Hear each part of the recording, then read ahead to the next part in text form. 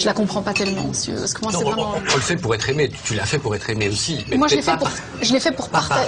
la télévision. Je l'ai fait pour partager un truc, parce que justement, je le dis dans Toutes les femmes en moi, il y a un moment où je me suis aperçue que ça suscitait une émotion, et donc un véritable contact au-delà des mots. Et c'est pour ça que j'ai voulu faire ce métier-là.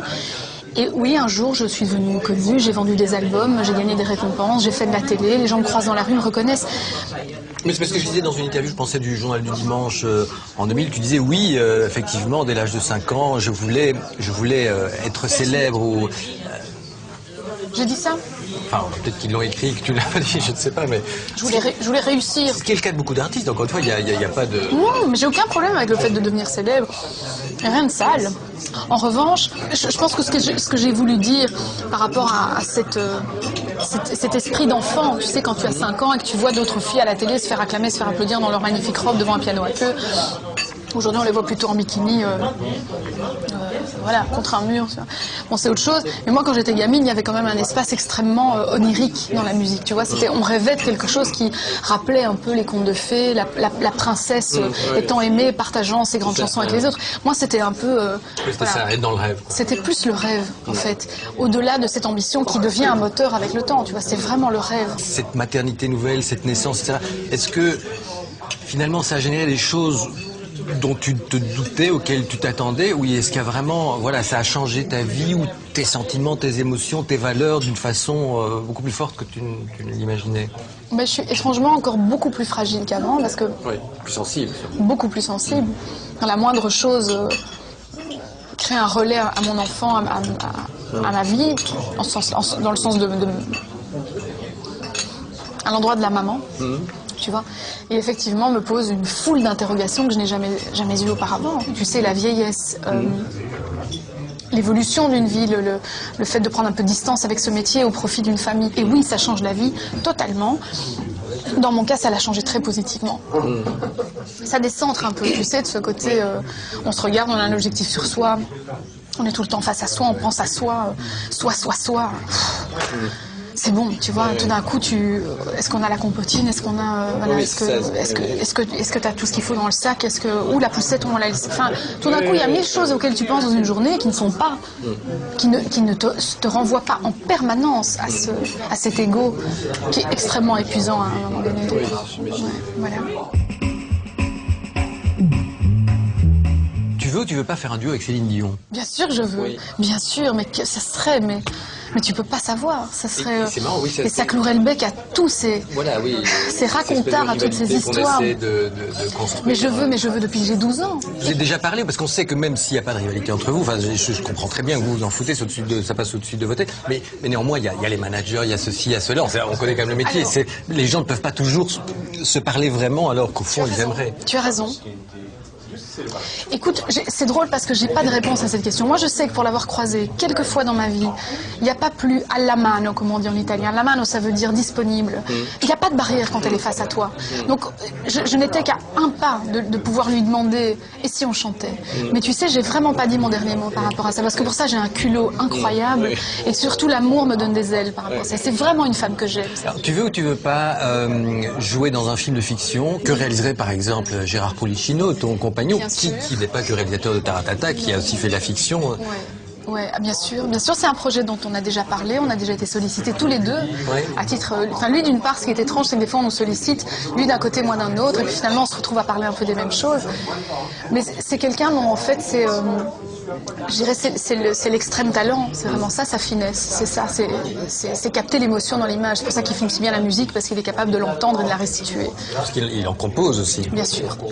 Donc oui, c'est quelque chose que je voudrais, vraiment, j'adorerais faire ça. Pour l'instant, il y a des projets de théâtre aussi, donc... oui, mais oui, j'avais lu un projet de théâtre, voilà. Oui, il existe. Il existe, donc il se fera un jour. Il se fera. Et tu veux ou tu veux pas faire encore 3 enfants? Je veux pas. Non.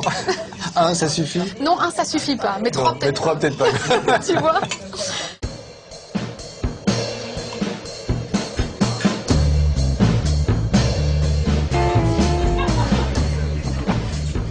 c'est vrai que tu as vécu les 5 premières années de ta vie en Italie, tu étais en Sicile.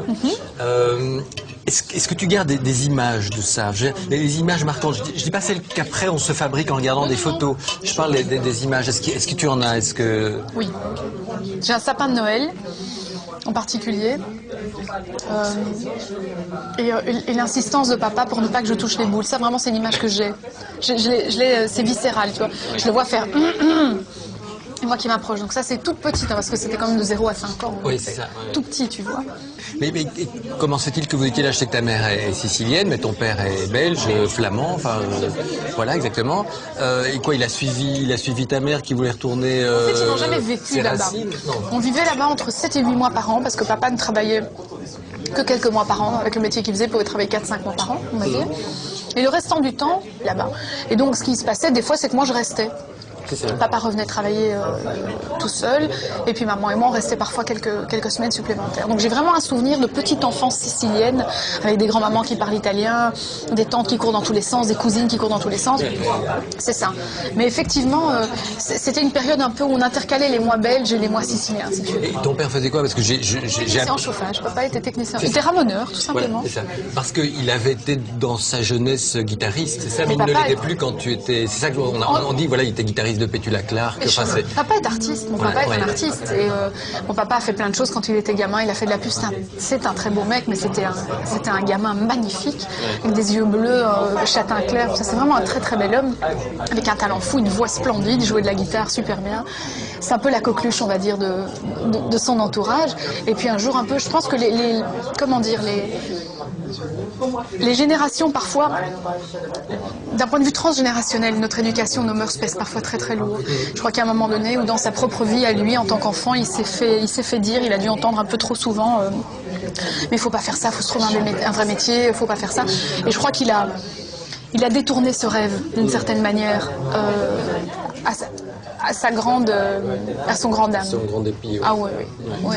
Mais mon père est un artiste, complètement, avec toutes ses fragilités, tout ça. Et ma mère a une voix incroyable. Ma mère oui, c'est ça, parce que du côté de ta mère, parce que, alors, évidemment, les Italiens, on a tendance à penser que... Juste encore une petite refaite avec toi. Merci. Toute ma famille, toutes les sœurs de ma maman, tout le monde, une voix incroyable. Et ma grand-mère disait toujours, dis tu es le petit pot dans lequel on a tout mélangé. Ah oui, c'est ça, c'est mignon quand même. C'est marrant ça. C'est très bien. Merci. Oui, donc voilà, c'était vraiment... Mais alors quand tu dis que ton père était voilà, artiste, ça veut dire que très vite, c'est lui par exemple qui a voulu que tu fasses des cours de chant, tu en as fait dès l'âge de 5 ans. Oui, 6 ans. 6 ans, donc j'imagine qu'à cet âge-là, on choisit pas vraiment, on ne dit pas, ah, tiens j'ai envie de faire des cours de chant. Enfin, peut-être que dans ton cas, moi, finalement... J'ai dit pire que ça, moi, Olivier. Moi j'ai dit, à 5 ans, j'ai dit, papa, je suis chanteuse. Ah oui? Oui. Il me dit, non, on dit pas, je suis, on dit, je voudrais être. Je dis, non, papa, je suis.